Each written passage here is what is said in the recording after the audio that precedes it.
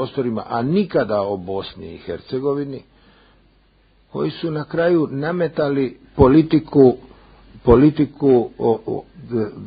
ne suživota, nego politiku odvojenog života.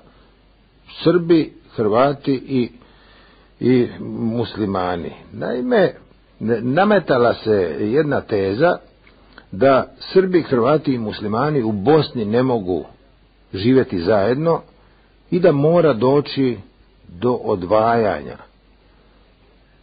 Puno toga je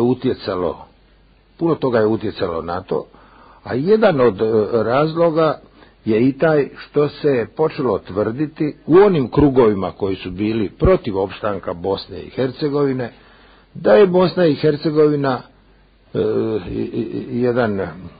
jedan da tako kažemo organizam koji je nemoguć kao što je bio nemoguć bivša Jugoslavija koji se je morao raspasti, tako i da je Bosna i Hercegovina u stvari nemoguća i da to nije jedna logična zajednica i da se zato moraju odvojiti. Međutim, ta teza podliježe velikoj kritici, a jedna od kritika je i ta: Bosna nije nastala niti kad je nastala Jugoslavija, ona je nastala davno prije, to su profilirane nacije,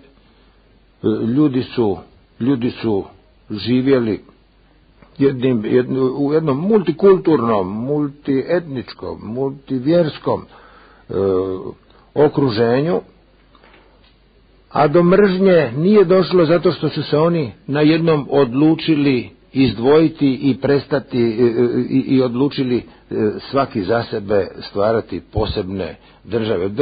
Mržnja je samo proizvod rata.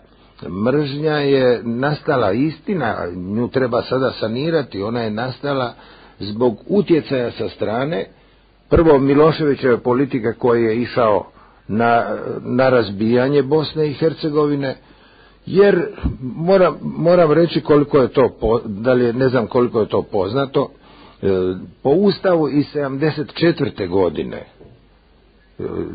kojeg je Tito donio nakon što je slomio Hrvatsko proljeće, ali je prihvatio teze iz Hrvatskog proljeća da se Jugoslavija i nakon Tita može održati, ali samo kao konfederalan model.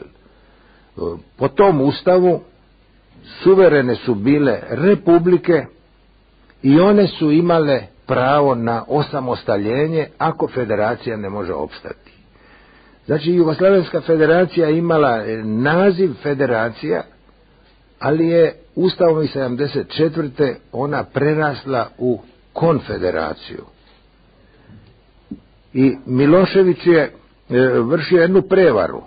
On je varao prvo sve Srbe na prostoru bivše Jugoslavije, on je varao i međunarodnu zajednicu i sve međunarodne mehanizme, i evropske i međunarodne mehanizme.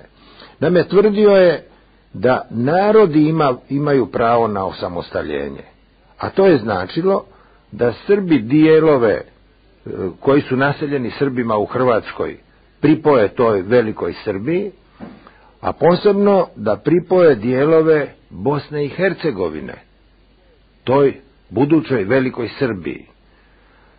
Jasno da se to kosilo s Ustavom i da to nije bilo izvodivo, jer su pravo na osamostaljenje imale prema Ustavu republike, i to je na kraju i Badinterova komisija potvrdila, i na temelju toga mi danas imamo i samostalne države, Hrvatsku u njenim granicama, Makedoniju u njenim granicama, Sloveniju u njenim granicama i Bosnu ranjenu u njenim granicama.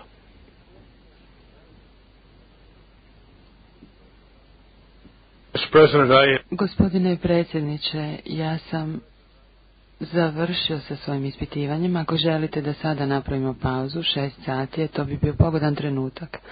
Da, prekinut ćemo sada i ako se slažete, nastavljamo u 14:30 sutra. Ustanite, molim.